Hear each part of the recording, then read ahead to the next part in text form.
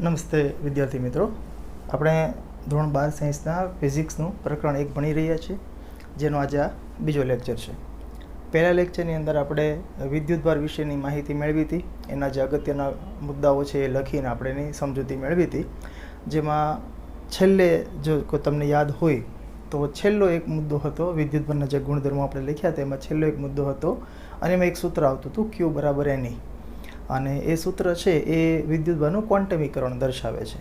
તો આપણા માટે જે લાસ્ટ લેક્ચર છે, મતલબ પહેલો લેક્ચર જે આપણે જોયો, એમાં સૌથી અગત્યની વસ્તુ એ હતી ક્વોન્ટમીકરણ, અને સૂત્ર છે Q = NE.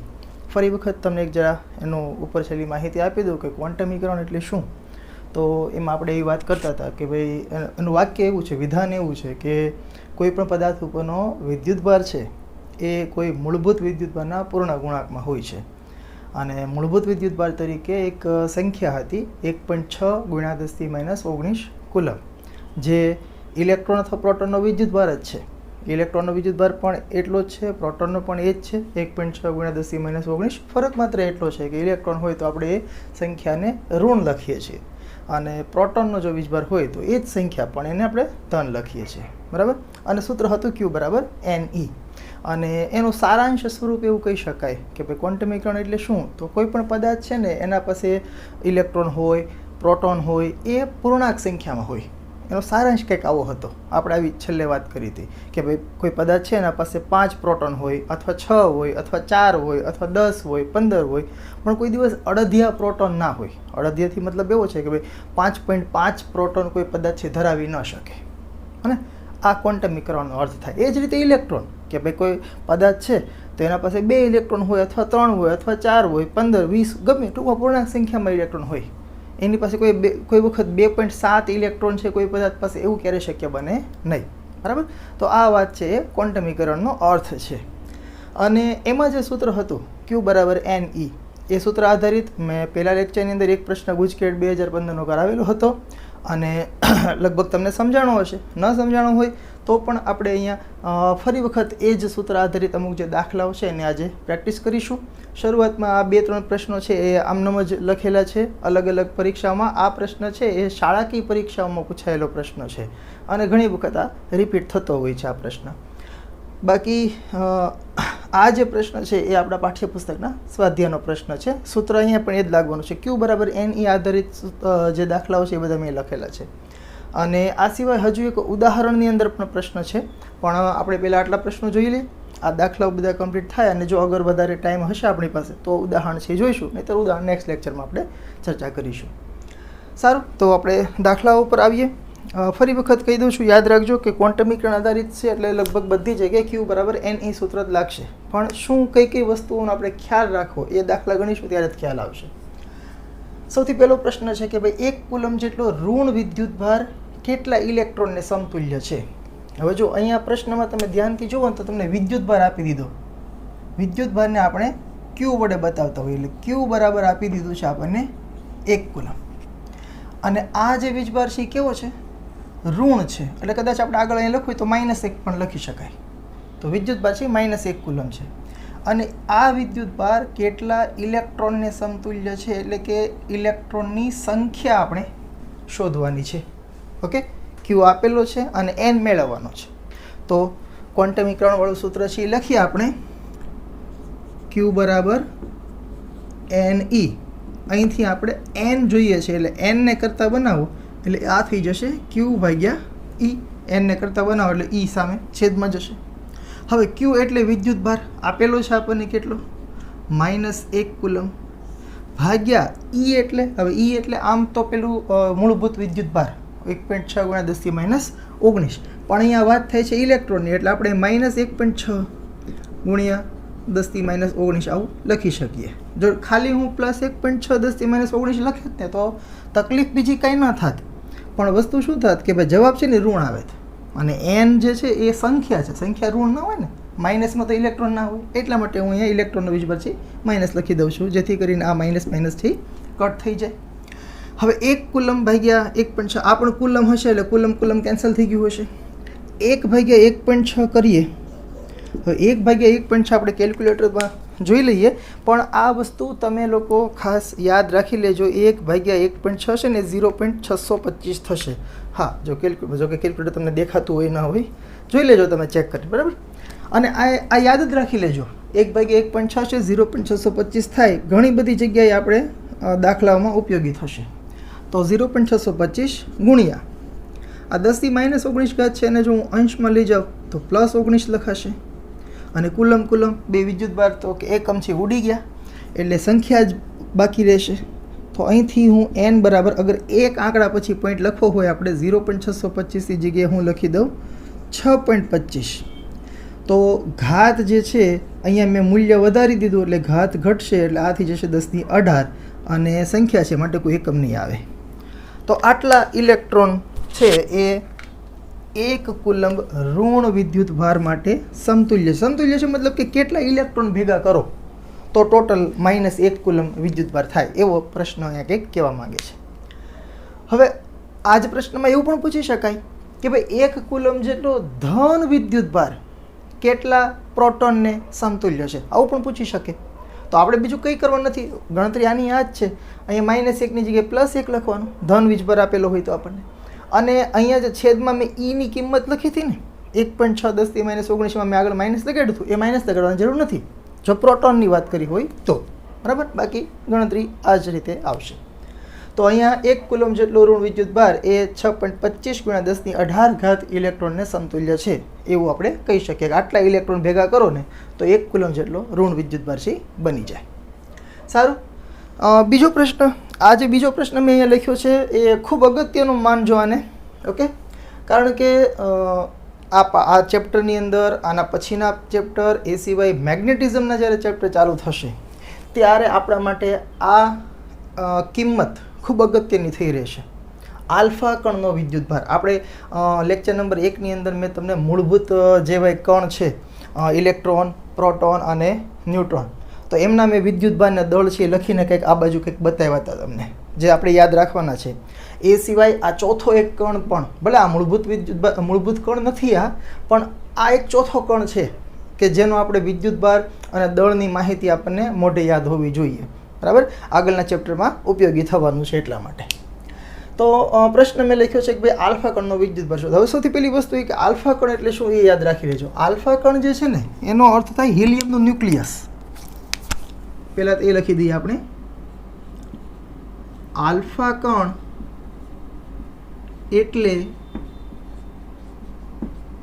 હિલિયમનો ક્રમ 2 છે, એટલે આપણે તમે કેમિસ્ટ્રીમાં આવી રીતે કંઈક લખો, 2 હિલિયમ 4 નું ન્યુક્લિયસ અંગ્રેજી શબ્દ છે, જો કે તમે એનાથી પરિચિત હશો જ. ગુજરાતીમાં કહેવાય એને પરમાણુ કેન્દ્ર. ન્યુક્લિયસ એટલે પરમાણુ કેન્દ્ર, ઓકે. તો આલ્ફા કણ શું છે તો કે 2 હિલિયમ 4, જે આપણે કેમિસ્ટ્રીની અંદર તમે જે પેલા તત્વો બધા યાદ રાખો છો, હાઇડ્રોજન ને હિલિયમ, લિથિયમ, આ બધા જે શરૂઆત 20 તત્વો લગભગ બધાને યાદ હોય, એમાંનું આ જે હિલિયમ એટલે બીજા નંબરનું તત્વ છે. જો અહીંયા 2 છે એનો પરમાણુ ક્રમાંક કહેવાય, આ ઉપર જે 4 લખ્યો એને પરમાણુ દળાંક કહેવાય. આ બધી બાબતો તમને કેમિસ્ટ્રીમાં ક્યાંક ને ક્યાંક તમે ભણીને આવ્યા હશો. તો આલ્ફા કણ એ શું છે પહેલાં તો આપણે યાદ રાખવાની છે કે 2 હિલિયમ 4 જે તત્વ છે એનું ન્યુક્લિયસ છે, એને આલ્ફા કણ કહેવાય. ન્યુક્લિયસ કહેતા પરમાણુ કેન્દ્ર. હવે પરમાણુના કેન્દ્રમાં શું હોય તો આપણે શીખી ગયા છીએ કે કેન્દ્રની અંદર હોય પ્રોટોન અને ન્યુટ્રોન. ઇલેક્ટ્રોન છે કેન્દ્રમાં નથી હોતા, ઇલેક્ટ્રોન છે પરમાણુ કેન્દ્રની આસપાસ ફરતા હોય છે. તો આપણે જ્યારે વાત એવી કરીએ કે ભાઈ આલ્ફા કણનો વિદ્યુતભાર આપણે શોધવો છે, એનો અર્થ એવો થાય કે 2 હિલિયમ 4ના ન્યુક્લિયસનો વિદ્યુતભાર આપણે ગણવો પડશે. ન્યુક્લિયસ કહેતા પરમાણુ કેન્દ્રનો વિદ્યુતભાર ગણવો પડશે. અને પરમાણુ કેન્દ્રમાં શું હોય તો કે પ્રોટોન અને ન્યુટ્રોન. એટલે અહીંયા આપણે એવું લખી શકીએ કે તેથી હું કંઈક આ રીતે લખું, ક્યુ ઓફ આલ્ફા. જો સમજો, હું થોડુંક સંજ્ઞાકીય રીતે લખું છું.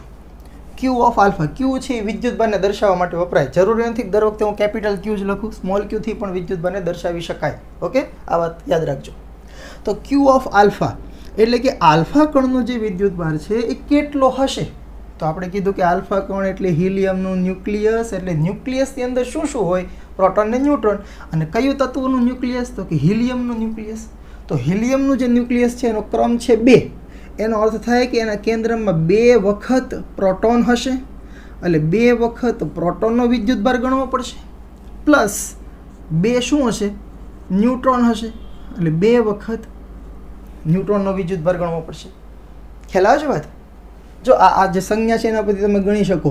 આ 2 પરમાણુ ક્રમાંક છે. પરમાણુ ક્રમાંક એટલે પ્રોટોનની સંખ્યા, અને 4 છે એ દળાંક છે. દળાંક એટલે પ્રોટોન અને ન્યુટ્રોનની સંખ્યાનો સરવાળો. આ બધી બાબતો કેમિસ્ટ્રીની છે, એટલે બહુ ડીપમાં આપણે જતા નથી, પણ તમને યાદ હોવી જોઈએ. તો આ જે તત્વો છે એના પાસે 2 પ્રોટોન હશે, અને પ્રોટોન ન્યુટ્રોનનો સરવાળો 4 હશે. હવે જો સરવાળો 4 હોય ને પ્રોટોન 2 હોય તો ન્યુટ્રોન પણ સામા 2 હોવા જોઈએ. એટલે આપણે આવું લખી શકીએ કે આલ્ફા કણનો વિદ્યુતભાર બરાબર 2 વખત પ્રોટોનનો વિદ્યુતભાર પ્લસ 2 વખત ન્યુટ્રોનનો વિદ્યુતભાર. કિંમતો મૂકીએ આપણે. 2 અને પ્રોટોનનો જે વિદ્યુતભાર છે એ છે 1.6 10⁻19 કુલમ, અને એ ધન વીજભાર છે એટલે આગળ અહીંયા પ્લસ લખી દઉં. પ્લસ 2 વખત ન્યુટ્રોનનો વિદ્યુતભાર છે તો 0 છે. આપણે લાસ્ટ ટાઈમ લેક્ચર નંબર 1માં જે પેલી માહિતી જોઈએ એમાં તમને યાદ હોવું જોઈએ. ન્યુટ્રોન છે તટસ્થ કણ છે, એના પાસે કોઈ વીજભાર છે નહીં. તો આ પદ તો 0 થઈ જવાનું, એટલે વધ્યું શું? ખાલી આ પહેલું પદ જ ને. તો 1.6 ગુણ્યા 2 કરો, 16 દુ 32, એટલે આ થઈ જશે 3.2 ગુણ્યા કેટલી ઘાત છે? 10⁻19 ઘાત, અને વિદ્યુતભારનો એકમ કુલમ. તો આ છે એ આલ્ફા કણનો વિદ્યુતભાર છે. બરાબર? આ ખાસ યાદ રાખવાનું છે. પ્રોટોન કરતાં બમણો છે, આ યાદ રાખજો. ઓકે, પ્રોટોન જે વીજભાર છે એના કરતાં ડબલ છે એ આલ્ફા કણનો વિદ્યુતભાર થાય, કારણ કે ન્યુટ્રોનનો વિદ્યુતભાર કંઈ છે નહીં. બરાબર? સારું, તો આ કિંમત ખાસ યાદ રાખવાની. અને આ ધન વીજભાર છે, કારણ કે 2 પ્રોટોન જ છે એટલા માટે. એટલે આગળ પ્લસ, જો કે પ્લસ લખો ન લખો ચાલે. તો આલ્ફા કણ એ ધન વિદ્યુતભારિત કણ છે, અને એનો વિદ્યુતભાર પ્રોટોન કરતાં બમણો એટલે કે 3.2 × 10⁻19 કુલમ છે. ઓકે, સારું, ચાલો પછીનો પ્રશ્ન કે કોઈ ધાતુના ટુકડાને 10⁻7 કુલમ જેટલો ધન વિદ્યુતભારિત કરવા માટે. તો ફરી વખત પ્રશ્નને તમે ધ્યાનથી જુઓ તો તમને વિદ્યુતભાર આપી દીધો છે. તો અહીંયા હું લખી દઉં કે ભાઈ Q બરાબર 10⁻7 કુલમ. આ દેખાય છે ને તમને? હું જરા જોઈ લઉં, 1 મિનિટ. હા, ઓકે, બતાવી છે. ચલો, તો તમને અહીંયા વિદ્યુતભાર આપેલો છે 10⁻7 કુલમ જેટલો ધન વિદ્યુતભારિત કરવા માટે. એટલે કે આ જે વીજભાર છે ને ધન વીજભાર છે. શું કરવું પડે ધન વીજભારિત કરવા માટે? તેના પરથી કેટલા ઇલેક્ટ્રોન દૂર કરવા પડે. હવે આપણે અગાઉ પણ વાત થયેલી છે કે જ્યારે કોઈ પદાર્થને તમે વિદ્યુતભારિત કરો ને ત્યારે ઇલેક્ટ્રોનનું ટ્રાન્સફર થાય.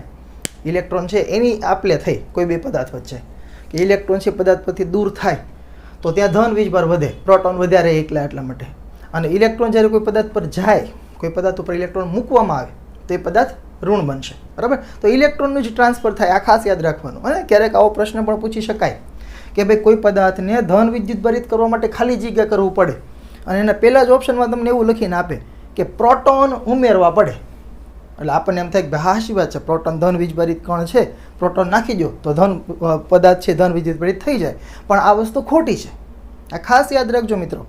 પ્રોટોન અને ન્યુટ્રોન છે ને એ કેન્દ્રમાં હોય. કેન્દ્રની અંદર પેલું સ્ટ્રોંગ ન્યુક્લિયર બળ લાગતું હોય, તો ત્યાંથી તમે પ્રોટોનને સામા સહેલાઈથી લઈ ન શકો. સહેલાઈથી જેને લઈ શકાય, જેની ટ્રાન્સફર કરી શકાય, ટ્રાન્સફર કરતાં એક પદાર્થ ઉપરથી બીજા પદાર્થ ઉપર સ્થાનાંતરિત કરી શકાય ને એવા કણ ઇલેક્ટ્રોન છે. એટલે જ્યારે તમને આવો પ્રશ્ન કરવામાં આવે, અને આ પ્રશ્ન ઘણી જગ્યાએ તમે જોશો, તમારી પાસે કોઈ મટીરિયલ હોય ને તેના અંદર આવો પ્રશ્ન તમને મળી રહેશે. કોઈ બી મટીરિયલ તમે જોશો એના અંદર કે પદાર્થને ધન વિદ્યુતભારિત કરવા માટે શું કરવું પડે? પહેલો જ ઓપ્શન હોય કે પ્રોટોન ઉમેરવા પડે. પણ પ્રોટોન ઉમેરવા પડે એ વસ્તુ ખોટી છે. પ્રોટોનને તમે હેરફેર કરી જ ન શકો. એટલે ખરેખર એનો સાચો જવાબ શું આવે કે પદાર્થ ઉપરથી ઇલેક્ટ્રોન દૂર કરવા પડે. ઓકે, તો ઇલેક્ટ્રોનની તમે હેરફેર કરો ત્યારે પદાર્થ છે ધન કે ઋણ વિદ્યુતભારિત બને.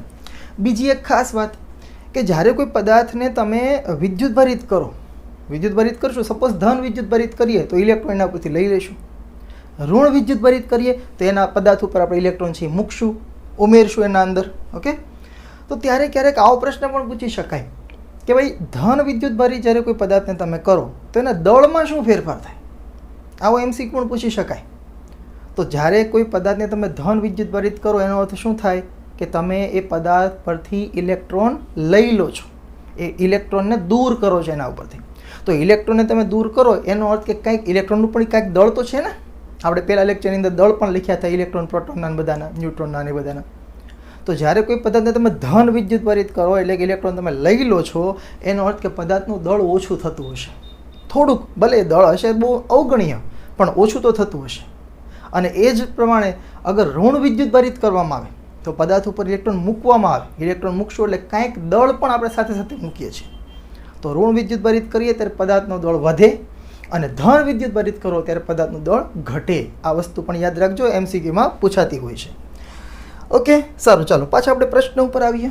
તો પ્રશ્નમાં એવું કહે છે કે ભાઈ 10⁻7 કુલંબ જેટલો આપણી પાસે ધન વિદ્યુતભાર છે અને આ ધન વિદ્યુતભારિત કરવો હોય પદાર્થને તો કેટલા ઇલેક્ટ્રોન દૂર કરવા પડે. કેટલા ઇલેક્ટ્રોન એટલે કે તમને અહીંયા ઇલેક્ટ્રોનની સંખ્યા પૂછેલી છે. તો ફરી વખત આઈડિયા આવી જવો જોઈએ હવે તો તમને કે ભાઈ ક્યુ આપેલું છે અને એન શોધવાનું છે. તો અહીંયા આગળ સૂત્ર લખીશું આપણે ક્યુ બરાબર NE. ક્યુ બરાબર NE પરથી આપણે સંખ્યા એટલે કે એનને કરતાં બનાવવાનું છે. તો એન બરાબર શું થશે? ક્યુ ભાગ્યા E. ક્યુ એટલે કે 10⁻7 કુલમ ભાગ્યા E. E એટલે 1.6 ગુણ્યા 10⁻19 કુલમ.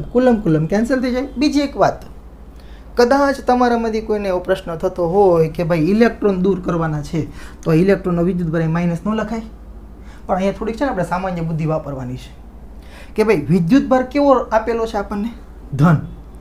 ઓકે, તો ધન વિદ્યુતભારિત આપેલો છે એટલે ઉપર આપણે કોઈ માઇનસ સંજ્ઞા લગાડતા નથી. 10⁻7 કુલમ મેં આમ નામ લખ્યું, આગળ મેં પ્લસ માઇનસ નથી લખ્યું, એટલે કે પ્લસ જ છે એમ સમજો ને, માઇનસ નથી લખ્યું એટલે. હવે નીચે અગર હું ઇલેક્ટ્રોનનો વિદ્યુતભાર લખું ને એમાં માઇનસ લખી દઉં તો સંખ્યા ઋણમાં થઈ જાય. તો જે કંઈ જવાબ આવશે માઇનસ એટલા ઇલેક્ટ્રોન હોવા જોઈએ, સંખ્યા ક્યારે ઋણ હોઈ શકે નહીં. એટલે અહીંયા આપણે થોડુંક આપણે સામાન્ય બુદ્ધિ વાપરવાની છે. એટલે અહીંયા આગળ માઇનસ લખવાની જરૂર નથી. ઓકે, ઉપર માઇનસ આપ્યો તો માઇનસ કરીને કેન્સલ કરવા માટે માઇનસ લખે જ, બાકી આમાં લખવાની જરૂર નથી. ઓકે, તો અહીંયા સંખ્યા કેટલી થશે? હવે જો ઉપર 10⁻7 ઘાત છે, નીચે છે -19. હવે છેદની જે ઘાત છે ને તો અંશમાં લઈ જાઓ. -19 ઉપર જશે એટલે +19 થશે. +19 અને -7 એટલે ઘાત જે છે ને એ થશે 10ની +19 ને -7 એટલે કેટલી 12 થાય. એટલે 10⁻12 ઘાત હશે. હવે બાકી શું રહ્યું? આ 10⁻7 ને -19નું તો આપણે સાદું રૂપ આપી દીધું. તો બાકી કાંઈ ન હોય તો 10⁻7 ની આગળ કાંઈ નહોતું, એકડો તો હોય ને. એટલે 1/1.6 છે એની ગણતરી બાકી રહી. જો ફરી વખત આવ્યું, હમણાં મેં તમને કીધું હતું આ પ્રશ્નમાં કે 1/1.6 ની કિંમત કેટલી છે? 0.625. આ યાદ જ રાખી લેવાની આપણે. એટલે અહીંયા આગળ આવશે ગુણાકારમાં 0.625. એટલે આને તમે એક આંકડા પછી પોઈન્ટ લખો તો 6.25 ગુણ્યા 12ની કેટલી ઘાત થઈ જશે? 11 ઘાત. ઓકે, થોડુંક નીચે લખાઈ ગયું છે પણ આઈ થિંક દેખાતું જ હશે. હા, દેખાય છે. ચાલો તો 6.25 ગુણ્યા 10⁻11 ઘાત આટલા ઇલેક્ટ્રોન આપણે દૂર કરીશું ત્યારે એ પદાર્થ ઉપર 10⁻7 કુલમ જેટલો શું કયો વીજભાર બનશે? ધન વિદ્યુતભાર છે એ પદાર્થ ઉપર પ્રાપ્ત થશે. બરાબર, આટલો વિદ્યુતભાર રીતે થશે. ઓકે, સારું. પછીનો પ્રશ્ન. તો આ જે 3 પ્રશ્નો કર્યા એમાં લગભગ તમને ખ્યાલ આવી ગયો હશે કે ભાઈ ક્યુ બરાબર NE સૂત્ર છે એમાં કાં તો તમને ક્યુ આપેલો હશે કાં તો એન આપેલો હોય કે આટલા ઇલેક્ટ્રોન છે, આટલા પ્રોટોન છે, તો વિદ્યુતભાર કેટલો છે. બેમાંથી એક જ વસ્તુ પૂછાય. સૂત્ર છે ક્યુ બરાબર NE, કાં તો પ્રશ્નમાં ક્યુ આપ્યો હશે અને કાં તો એન આપેલો હશે. એક આપ્યું ને બીજું શોધવાનું કીધું હશે. તો લગભગ તમને આઈડિયા છે આવી ગયો હશે. તો આ બધી પ્રેક્ટિસ હતી આપણા માટે. આટલી પ્રેક્ટિસ કર્યા પછી આપણે પાઠ્યપુસ્તકના પ્રશ્ન તરફ જઈએ. તો પાઠ્યપુસ્તકનો આ સ્વાધ્યાયનો પ્રશ્ન છે. હું તમને એક રિક્વેસ્ટ એવી કરું છું કે બની શકે ને તો સોલ્યુશન જોતા પહેલાં તમે જાતે ટ્રાય કરજો. બરાબર, હું હમણાં હિન્ટ આપું છું તમને શું શું આપેલું, શું મેળવવાનું, બધી આપણે ચર્ચા કરીએ. પણ હું ગણું ને એ પહેલાં જરાક વિડીયોને પોઝ કરીને તમે જાતે ગણવા માટે પ્રયત્ન કરજો.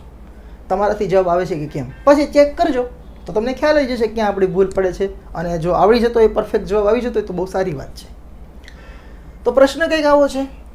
ઊન સાથે ઘસેલા એક પોલિથીન એટલે પ્લાસ્ટિક. તો પ્લાસ્ટિકનો જે ટુકડો છે એના ઉપર વિદ્યુતભાર કેટલો છે? તો કે ભાઈ 3 ગુણ્યા 10⁻7 કુલમ જેટલો કેવો વીજભાર? ઋણ વિદ્યુતભાર છે. ઓકે, એટલે અહીંયા આગળ આપણને વિદ્યુતભાર ક્યુ આપેલો છે. સૌથી પહેલાં તો હું લખી નાખીશ.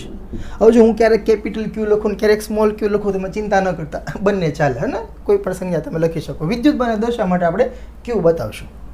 તો ક્યુ બરાબર 3 ગુણ્યા 10⁻7 કુલમ જેટલો વિદ્યુતભાર છે અને આ વિદ્યુતભાર કેવો છે તો કે ઋણ છે એટલે આગળ મેં લખી દીધું માઇનસ અહીંયા આ 10 ઓકે. તો પહેલો પ્રશ્ન છે કે સ્થાનાંતરિત થયેલા ઇલેક્ટ્રોનની સંખ્યા શોધો. આવડે કે નહીં? ક્યુ આપેલો છે અને સંખ્યા એટલે કે n શોધવાનું છે. તો સૂત્ર લખીશું આપણે અહીંયા એ પ્રશ્નનો હું જવાબ લખું ક્યુ બરાબર NE પરથી. હવે અહીંયા થોડુંક આપણે વર્ણનાત્મક તરીકે પ્રશ્નનો જવાબ આપણે લખીશું ડાયરેક્ટ. અત્યાર સુધી શું આ બધા પ્રશ્નો તો પાઠ્યપુસ્તકના નહોતા એટલે આમાં ડાયરેક્ટ સૂત્ર લખીને હું સૂત્રને n ને કરતાં બનાવી દેતો. પણ અહીંયા જરાક આપણે શબ્દ લખવાના કે ભાઈ ક્યુ બરાબર NE પરથી શું શોધવાનું છે આપણે તો કે ભાઈ સ્થાનાંતરિત. તો આવું લખવાનું હે ને. તમને લોકોને આવી આદત હોતી નથી પણ હવે પાડશું આપણે. સ્થાનાંતરિત થયેલા ઇલેક્ટ્રોનની સંખ્યા અને પછી લખાય n. ઓકે, આવું લખવાનું. તો n બરાબર ચલો આ સૂત્ર પરથી n ને કરતાં બનાવીશું એટલે આ થઈ જશે q ભાગ્યા e. ક્યુની કિંમત છે 3 ગુણ્યા 10⁻7 કુલમ અને એ માઇનસ છે એટલે આગળ અહીંયા માઇનસ નિશાની લખી દઈએ. હવે જો ફરી વખત તમને ખ્યાલ આવી જવો જોઈએ હે ને કે ભાઈ અંશમાં માઇનસ છે તો છેદમાં પણ આપણે કિંમત જે ઇલેક્ટ્રોનનો વીજભાર લખીએ ને માઇનસ લખવાનો જેથી કરીને માઇનસ માઇનસ છે એ કેન્સલ થઈ જાય અને સંખ્યા છે આપણને કંઈક ધનમાં મળે. ઓકે, તો આ માઇનસ માઇનસ કેન્સલ. ઇલેક્ટ્રોનનો વીજભાર 1.6 10 - 19 માઇનસ લખ્યો કેન્સલ થઈ ગયું. આ કુલમ એકમ કેન્સલ થઈ ગયા. 10 - 19 છે અંશમાં જશે એટલે +19 થશે. તો n બરાબર આપણને મળશે જો -19 અંશમાં છે +19 એટલે હમણાં આગળના પ્રશ્નમાં કર્યું હતું એમ અહીંયા ઘાત રહેશે 10⁻12. ઓકે, હવે આગળ શું રહ્યું 3/1.6. હવે 3/1.6 માં તમે જુઓ કે ભાઈ પેલા 1/1.6 કેટલું હતું 0.625. ઓકે, તો એને ગુણ્યા 3 કરી દેવાનું અને નહીં તો પછી કેલ્ક્યુલેટર યુઝ કરી લેવાનું. 0.625 છે એને ગુણ્યા 3 કરી દેશો તમે એટલે લગભગ 1.875 જેવું થવું જોઈએ. છતાં આપણે ચેક કરી લઈએ 3/1.6. હા બરાબર 1.875 થાય છે બરાબર. પણ બની શકે ત્યાં સુધી મોઢે યાદ રાખવાનો પ્રયત્ન કરવાનો. 1/1.6 કરો તો 0.625 આવે અને એને ગુણ્યા 3 કરી દો એટલે આ થઈ જશે 1.875. આ શું મેળવ્યું આપણે તો કે ઇલેક્ટ્રોનની સંખ્યા મેળવી. તો સંખ્યા છે માટે આનો કોઈ એકમ નહીં આવે. આટલા ઇલેક્ટ્રોન છે એ શું થયા હશે ભાઈ તો કે ભાઈ સ્થાનાંતરિત થયા હશે. ઓકે, તો ક્યુ આપેલો છે ને n મેળવવાનો હતો લગભગ તમને આ આવડી ગયું હશે. સાથે સાથે આગળ એમ પણ પ્રશ્ન કર્યો છે કે તેઓ શેના પરથી શેના પર ગયા હશે. તેઓ મતલબ કે ઇલેક્ટ્રોન. તો ઇલેક્ટ્રોન કોના પરથી કોના પર ગયા હશે તો એના માટે તમે રકમને ધ્યાનથી વાંચો. શું કહે છે ઊન સાથે ઘસેલા એક પોલિથીનના ટુકડા પર. ઊન અને પોલિથીનને આપણે એકબીજા સાથે ઘસેલા છે જેના લીધે શું થયું છે તો કે પોલિથીનના ટુકડા ઉપર 3 ગુણ્યા 10⁻7 કુલમ જેટલો કેવો વિદ્યુતભાર છે ઋણ વિદ્યુતભાર છે. હવે આપણને ખબર છે કે જે પદાર્થ ઉપર ઋણ વિદ્યુતભાર હોય એના ઉપર ઇલેક્ટ્રોન આવ્યા હોય તો સામે જે બીજો પદાર્થ હોય એના ઉપરથી ગુમાવ્યા છે એ પદાર્થ બરાબર. તો અહીંયા પોલિથીન છે ને એ ઋણ વિદ્યુતભારી છે એવું કીધું છે મતલબ કે ઇલેક્ટ્રોન ક્યાંથી આવ્યા હશે એની સાથે કોણ ઘસેલું હતું તો કે ઊન. એટલે અહીંયા આપણે પ્રશ્નનો જવાબ છે એમાં કંઈક આવું લખી શકાય કે ભાઈ અહીં પોલિથીન ઋણ વિદ્યુત ભારિત છે તેથી ઇલેક્ટ્રોન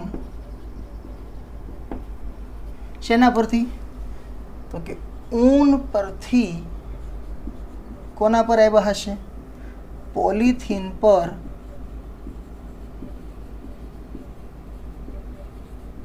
સ્થાનાંતરિત થયા છે. ઓકે, લોજિકલ પ્રશ્નનો જવાબ છે. કોઈ ગણતરી નથી આપણને ખાલી ખબર પડી જોઈએ કે ભાઈ ઋણ વિદ્યુતભરિત પદાર્થ હોય તેના પર ઇલેક્ટ્રોન આવેલા હશે બરાબર. સારું ચાલો હજુ એમાં પાછો બી પ્રશ્ન પણ આપેલો છે કે શું ઊનથી પોલિથીન તરફ દળનું સ્થાનાંતર થયેલું છે ખરેખર પાઠ્યપુસ્તકમાં જોવા જાવ તો અહીંયા સુધીનો જ પ્રશ્ન છે. હવે આમાં આનો જવાબ જોવા ખાલી આટલું જ પૂછ્યું હોય કે શું ઊનથી પોલિથીન તરફ દળનું સ્થાનાંતર થયું છે, તો પ્રશ્નનો જવાબ કાં તો હા ને કાં તો ના, બેમાંથી એક જ આવે. પણ આ મેં થોડોક એક શબ્દ ઉમેરી દીધો છે કેટલું.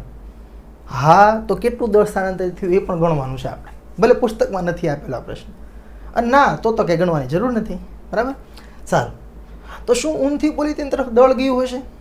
તો સીધી વસ્તુ છે, આપણે અહીંયા જો એવું કીધું કે ભાઈ પોલિથીન છે ઋણ વિદ્યુતભારિત છે, મતલબ કે ઇલેક્ટ્રોન છે એ ઊન પરથી શેના પર ગયા હશે? પોલિથીન પર ગયા હશે.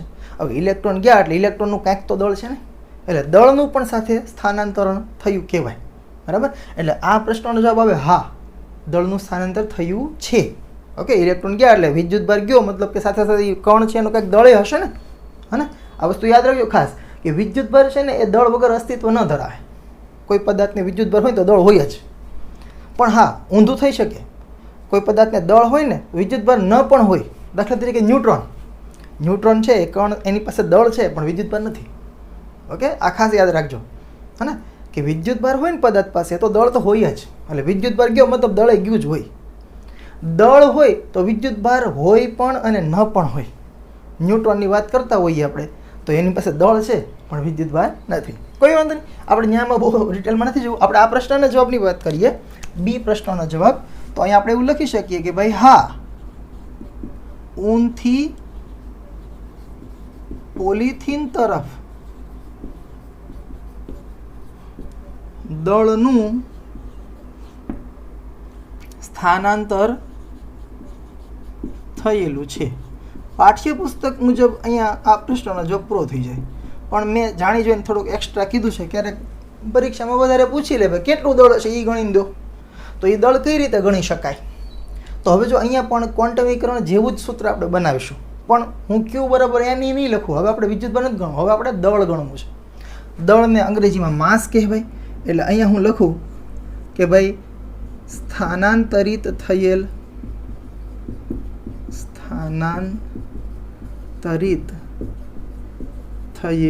દળ એમ બરાબર આ કેટલું દળ હશે? હવે આપણે પહેલા લેક્ચરની અંદર ઇલેક્ટ્રોનનું દળ મેં તમને લખીને આપ્યું હતું. ઇલેક્ટ્રોનનું દળ જે છે એ છે 9.1, આમ તો હજી એક આંકડો ગણીએ તો 9.11 ગુણ્યા 10⁻31 કિલોગ્રામ આ ઇલેક્ટ્રોનનું દળ છે. હવે જો તમને એવું કહેવામાં આવે કે એક ઇલેક્ટ્રોન ગયો તો કેટલું દળ ગયું કહેવાય? તો કે 9.1 ગુણ્યા 10⁻31. બે ઇલેક્ટ્રોન ગયા હોત તો આપણે એવું કહીએ 2 ગુણ્યા 9.1 10⁻31 આટલું દળ ગયું હશે. 5 ગયા હોત તો ગુણ્યા 5 કરે, 10 ગયા હોત તો ગુણ્યા 10 કરે. તો એનો અર્થ એવો થાય કે અહીંયા હું સૂત્ર આવું લખી શકું કે ભાઈ સ્થાનાંતરિત થયેલ દળ બરાબર n વખત માસ ઓફ ઇલેક્ટ્રોન. me એટલે માસ ઓફ ઇલેક્ટ્રોનનું દળ. હવે n એટલે શું? તો કે સ્થાનાંતરિત થયેલા ઇલેક્ટ્રોનની સંખ્યા, જે આપણે આગળના પ્રશ્નમાં મેળવેલી છે. જો આટલા ઇલેક્ટ્રોન છે એ સ્થાનાંતરિત થયેલા છે, તો દળ ટોટલ કેટલું સ્થાનાંતરિત થયું હશે એમાં હું આવું લખી શકું 1.875 ગુણ્યા 10⁻12 આટલા ઇલેક્ટ્રોન ગયા. અને એક ઇલેક્ટ્રોનનું દળ કેટલું? 9.11 10⁻31 અને આ જે છે એ કિલોગ્રામમાં છે. ગુણાકાર કરી નાખીએ આપણે. આ ગુણાકાર તો આપણને મોઢે નહીં આવડે. 1.875 અને ગુણ્યા 9.11, પહેલાં આ બેનો આપણે ગુણાકાર કરી દઈએ એટલે એ આવે છે 17.08. જો કે પાછળ 125 આવે છે પણ આટલું બધું આપણે જવાની જરૂર નથી. પોઈન્ટ પછી આપણે બે આંકડા લખીએ 17.08 ગુણ્યા ઘાત કેટલી વધે? જો આ +12 અને -31 ઘાતનો તમે સરવાળો કરો ને એટલે +12 અને -31 એટલે -19 રહેશે કિલોગ્રામ. ઓકે, હવે આપણે ફિઝિક્સમાં એવો રિવાજ છે સામાન્ય રીતે કે ભાઈ એક આંકડા પછી આપણે પોઈન્ટ લખતા હોઈએ. એટલે આને હું લખી દઉં 1.708. તો 17માંથી 1.7 કર્યું એટલે મૂલ્ય મેં ઘટાડ્યું કહેવાય. તો ઘાત વધારવી પડે, તો 10⁻19 છે એમાં એક ઘાત વધારી દો એટલે આથી જશે 10⁻18 કિલોગ્રામ. બરાબર. તો આ જે છે એ આપણને મળે સ્થાનાંતરિત થયેલ દળ. જો કે તમે એને 17 પોઈન્ટ રહેવા દો તો કંઈ વાંધો નથી. અને બીજી એક હજી વસ્તુ કે કદાચ તમે 8ને દૂર કરો અને રાઉન્ડ ઓફ કરીને 1 લખો તો પણ લખી શકાય. એટલે આ વસ્તુને તમે આમ પણ લખી શકો 1.71 ગુણ્યા 10⁻18 કિલોગ્રામ, બરાબર. રાઉન્ડ ઓફ કર્યું છે એટલે આવી કંઈક નિશાની લખીશું અંદાજિત. તો આટલું દળ છે એ સ્થાનાંતરિત થયું છે શેનાથી શેના ઉપર? ઊનથી પોલિથીન તરફ, બરાબર. સારું, તો આજે આપણે આટલા પ્રશ્નો જ રાખીશું, બરાબર ને? કેટલું ટાઈમ થયો છે?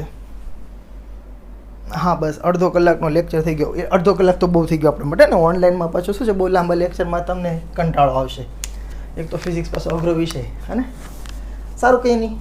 તમે એક સ્ક્રીનશોટ તમારે લેવો હોય તો લઈ લેજો, અને આ જે કાંઈ દાખલાઓ આપણે અહીંયા ગણ્યા છે એને એક અલગ બુકમાં લખતા રહેજો, બરાબર. દરેક લેક્ચરનું જે બી બોર્ડ વર્ક આપણે કરીએ ને એ બુકમાં લખતા રહેજો, જેથી કરીને પરીક્ષા વખતે તમને વાંચવા માટે કામ આવે, ખોટી તમારે ટેક્સ્ટ બુક ફંફોડવી ના પડે. સારું, હજુ મેં તમને વાત કરી એમ અગાઉ કે આજે સ્વાધ્યાયનો પ્રશ્ન કર્યો, એક ઉદાહરણમાં પણ આવો પ્રશ્ન છે, આ સૂત્ર આધારિત ગણી શકાય એવો, પણ એ આપણે નેક્સ્ટ લેક્ચરમાં જોઈશું. ઓકે, ત્યાં સુધી વાંચતા રહો, અને કંઈ ડાઉટ્સ હોય તો કમેન્ટમાં તમે લખી શકો છો. થેન્ક યુ, મળીએ નેક્સ્ટ લેક્ચરમાં.